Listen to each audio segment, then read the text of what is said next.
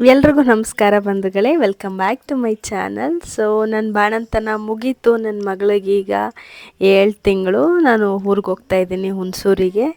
ಯಾವುದೇ ಹೆಣ್ಮಕ್ಳಿಗೆ ಬಾಣಂತನ ಮುಗಿಸ್ಕೊಂಡು ಗಂಡನ ಮನೆಗೆ ಹೋಗುವಾಗ ತುಂಬಾ ಕಷ್ಟ ಆಗುತ್ತೆ. ಅದರಲ್ಲೂ ನನಗೆ ಅಮ್ಮ ಇಲ್ಲ ಈ ಸಲ. ಅಪ್ಪನೊಬ್ಬರನ್ನೇ ಬಿಟ್ಟು ಹೋಗಬೇಕಲ್ಲ ಅನ್ನೋ ನೋವು ತುಂಬ ಇದೆ.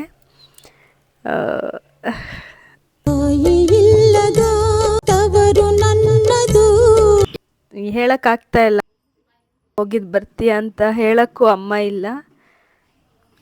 ನನ್ನ ನೋಡಿ ನನ್ನ ಫ್ರೆಂಡ್ ದಿವ್ಯನೂ ಕೂಡ ಜೋರಾಗಿ ಅಳ್ತಾ ಇದ್ರು.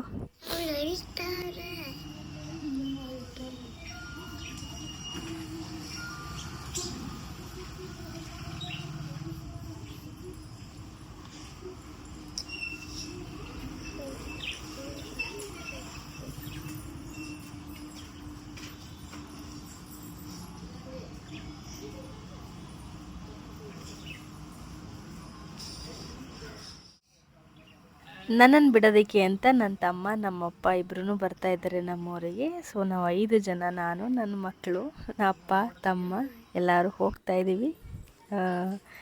ತುಂಬ ಒಳ್ಳೊಳ್ಳೆ ಮೆಮೊರೀಸ್ನ ಕಲೆಕ್ಟ್ ಮಾಡ್ಕೊಂಡು ಹೋಗ್ತಾ ಇದ್ದೀನಿ. ಫ್ರೆಂಡ್ಸು ಮತ್ತು ನನ್ನ ಕಿಡ್ಸ್ ಫ್ರೆಂಡ್ಸ್ ಎಲ್ಲರೂ ಬಿಟ್ಟು ಹೋಗ್ತಾ ಇದ್ದೀನಿ. ಸೊ ಇನ್ನು ನೆಕ್ಸ್ಟು ನಾನು ಹುಣಸೂರಲ್ಲೇ ಇರೋದು ಅಂತ ಡಿಸೈಡ್ ಮಾಡ್ಕೊಂಡಿದ್ದೀನಿ. ನನ್ನ ಮಗಳನ್ನ ಸ್ಕೂಲಿಗೆ ಸೇರಿಸ್ಬೇಕು. ಸೊ ಹಾಗಾಗಿ ಎಲ್ರಿಗೂ ಒಂದು ಬಾಯ್ ಹೇಳಿ ನಾನು ಭಾರವಾದ ಮನಸ್ಸಿನಿಂದ ನಾನು ಹುಣಸೂರಿಗೆ ಹೋಗ್ತಾ ಇದ್ದೀನಿ.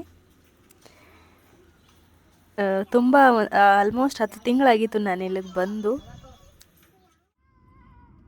ಜರ್ನಿ ಉದ್ದಕ್ಕೂ ನನ್ನ ಮಾತೇ ಆಡಲಿಲ್ಲ. ಏನೇನೋ ನೆನಪುಗಳು. ಇನ್ನು ನೆಕ್ಸ್ಟ್ ಅಲ್ಲಿ ಹೋಗಿ ಮಗಳನ್ನ ಸ್ಕೂಲಿಗೆ ಸೇರಿಸ್ಬೇಕು, ಒಂದು ಹೊಸ ಜೀವನ ಅಲ್ಲಿ ನನಗೆ.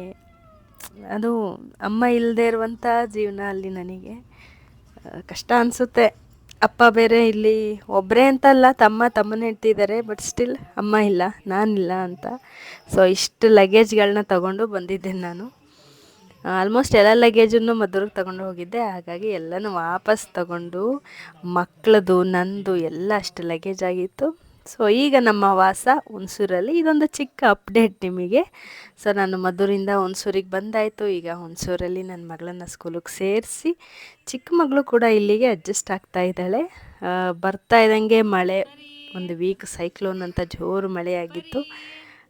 ಸೊ ಹೊಸ ಮುಖಗಳು, ತಾತ ಅಜ್ಜಿ ಅಲ್ಲೇ ಬೇರೆ ಥರ ಮುಖಗಳು, ಇಲ್ಲಿ ಬೇರೆ ಥರ ಮುಖಗಳು. ಸ್ವಲ್ಪ ಅಡ್ಜಸ್ಟ್ ಆಗೋಕ್ಕೆ ಅವಳು ಕಷ್ಟ ಅನ್ನಿಸ್ತು. ಸ್ಟಾರ್ಟಿಂಗ್ ಅಂತೂ ಯಾರ ಹತ್ರನೂ ಹೋಗ್ತಾ ಇರಲಿಲ್ಲ. ಈಗ ಕ್ರಮೇಣ ಅಡ್ಜಸ್ಟ್ ಆಗಿ ಈಗ ನಮ್ಮ ಅತ್ತೆ, ನಮ್ಮ ಮಾವ ಎಲ್ಲರ ಜೊತೆನೂ ಅಡ್ಜಸ್ಟ್ ಆಗಿದ್ದಾಳೆ ನನ್ನ ಚಿಕ್ಕ ಮಗಳು. ಇನ್ನು ದೊಡ್ಡ ಮಗಳು, ಅವಳಂತೂ ಡೈಲಿ ಅಳ್ತಿದ್ಲು. ಅವಳು ಫ್ರೆಂಡ್ಸ್ನ ನೆನೆಸ್ಕೊಂಡು ಸಾನು ಜಾನು ಅಂದ್ಕೊಂಡು. ಅವಳು ಸ್ವಲ್ಪನೇ ಅಡ್ಜಸ್ಟ್ ಆಗ್ತಾ ಇದ್ದಾಳೆ. ಸೊ ನನ್ನ ಜೀವನದ 2 ಮುಖ್ಯ ಹಂತಗಳು ಅಂತ ಹೇಳಿದ್ದೆ. ಒಂದು, ಇದು ನನ್ನ ಮಗಳು ಸ್ಕೂಲ್ಗೆ ಹೋಗ್ತಾ ಇದ್ದಾಳೆ. ಇಷ್ಟು ದಿನ ನನ್ನ ಲೈಫ್ ಒಂಥರ ಇತ್ತು, ಇವಾಗಲೇ ಒಂಥರ. ಮಗಳ school, lunch box, home work ಅಂತ ಎಲ್ಲನೂ ಮಾಡಬೇಕೀಗ. ಒಂಥರ ಖುಷಿ ಇದೆ, ಸ್ವಲ್ಪ ಭಯನೂ ಇದೆ. ಹೇಗೆ ನನ್ನ ಮಗಳು ಅಡ್ಜಸ್ಟ್ ಆಗ್ತಾಳೆ ಸ್ಕೂಲಲ್ಲಿ, ಆ ಸ್ಕೂಲ್ ಎನ್ವಿರಾನ್ಮೆಂಟಿಗೆ ಹೇಗೆ ಅಡ್ಜಸ್ಟ್ ಆಗ್ತಾಳೆ ಅಂತ. ವೆಲ್ಕಮ್. ಈಗದು ವೆಲ್ಕಮ್ ಅಂದರೆ ನೀವು ಈಗ ಬಂದಿದ್ದೀರಲ್ವಾ, ಅದು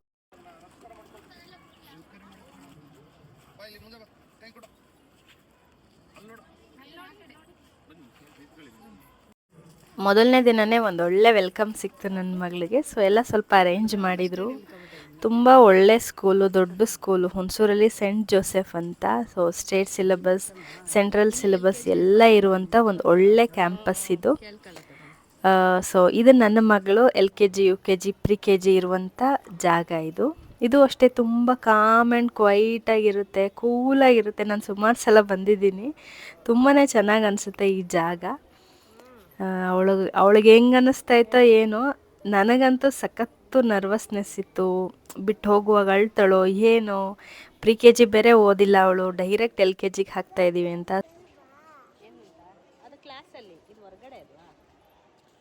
ಅವಳ ಕ್ವಶನ್ಗಳಾಗಲೇ ಶುರುವಾಗ್ಬಿಟ್ಟಿದ್ದು, ಇದೇನು ಅದೇನು, ಅದು ಯಾಕೆ ಇದು ಯಾಕೆ ಅಂತ. ನಾನು ನಮ್ಮ ಮಾವನವ್ರು ಇಬ್ಬರು ಬಂದಿದ್ದು ಅವಳನ್ನು ಫಸ್ಟ್ ಡೇ ಸ್ಕೂಲಿಗೆ ಕಳ್ಸೋಣ ಅಂತ. ಸೊ ಇಲ್ಲೆಲ್ಲ LKGಗೆ ಅರೇಂಜ್ ಮಾಡಿದ್ದಾರೆ. ಸೊ ನನ್ನ ಮಗಳದ್ದು ನೇಮ್ ಲಿಸ್ಟ್ ಇಲ್ಲಿದೆ ನೋಡಿ, ಲಿಶಾ ಜಿ.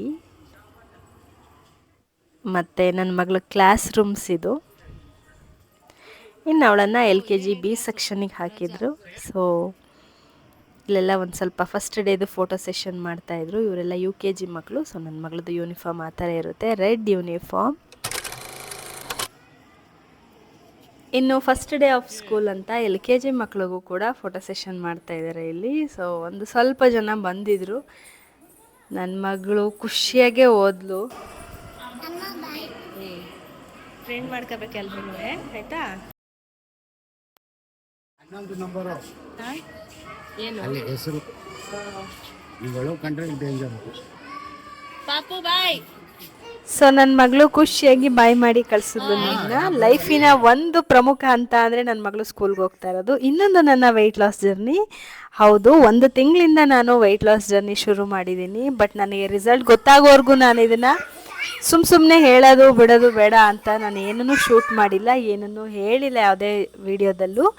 ಸೊ ಈಗ 1 ತಿಂಗಳಾಗಿದೆ. ನಾನು 80 kg ಇದ್ದವಳು ಈಗ 75 kg 74 kg ಅರೌಂಡಲ್ಲಿದ್ದೀನಿ. ಸೊ ಇದಕ್ಕೋಸ್ಕರ ನಾನು ಬರೀ ಸಲಾಡ್ನೇ ತಿನ್ನೋದು ಅಥವಾ ಬರೀ ಲಿಕ್ವಿಡ್ ತೊಗೊಳ್ಳೋದು, ಬರೀ ಫ್ರೂಟ್ಸ್ ತೊಗೊಳ್ಳೋದು ಈ ಥರ ಮಾಡ್ತಾಯಿಲ್ಲ. ಮನೇಲಿ ಏನಾಗುತ್ತೋ ಅದು ಸೆಪ್ರೇಟಾಗಿ ನನಗೆ ಅಂತಲೂ ಕೂಡ ಕುಕ್ ಮಾಡ್ತಾಯಿಲ್ಲ. ಮನೇಲಿ ಆಗಿದ್ರ ಜೊತೆಗೆ ಸ್ವಲ್ಪ ತರಕಾರಿ, ಸ್ವಲ್ಪ ಡ್ರೈ ಫ್ರೂಟ್ಸ್, ಹೀಗೆ ಒಂದು ಸ್ವಲ್ಪ ಮೊಸರು, ಈ ಥರ.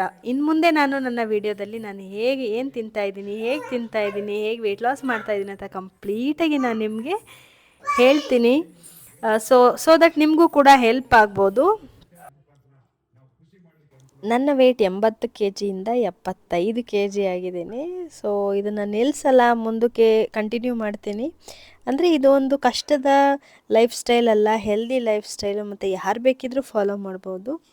ಇನ್ನು ತಿಂಡಿ ಎಲ್ಲ ಆದಮೇಲೆ ನೀಟಾಗಿ ರೆಡಿ ಆದೆ. ಎಲ್ಲಿಗೆ ಹೋಗೋಕ್ಕೆ ಅಂತ ಕೇಳಬೇಡಿ. ಸೊ ಮನೇಲಿದ್ದರೂ ಒಂದೊಂದು ಸಲ ಈ ಥರ ರೆಡಿ ಆಗ್ತೀನಿ.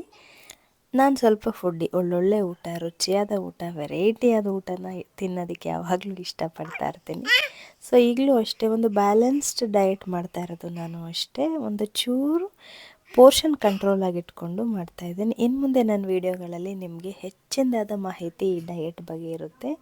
ಸೊ ಮತ್ತೆ ಮುಂದಿನ ವ್ಲಾಗಲ್ಲಿ ಸಿಗೋಣ ಬಂಧುಗಳೇ. ಆರೋಗ್ಯನ ಚೆನ್ನಾಗಿ ನೋಡ್ಕೊಳ್ಳಿ. ಜೈ ಹಿಂದ್, ಜೈ ಕರ್ನಾಟಕ ಮಾತೆ.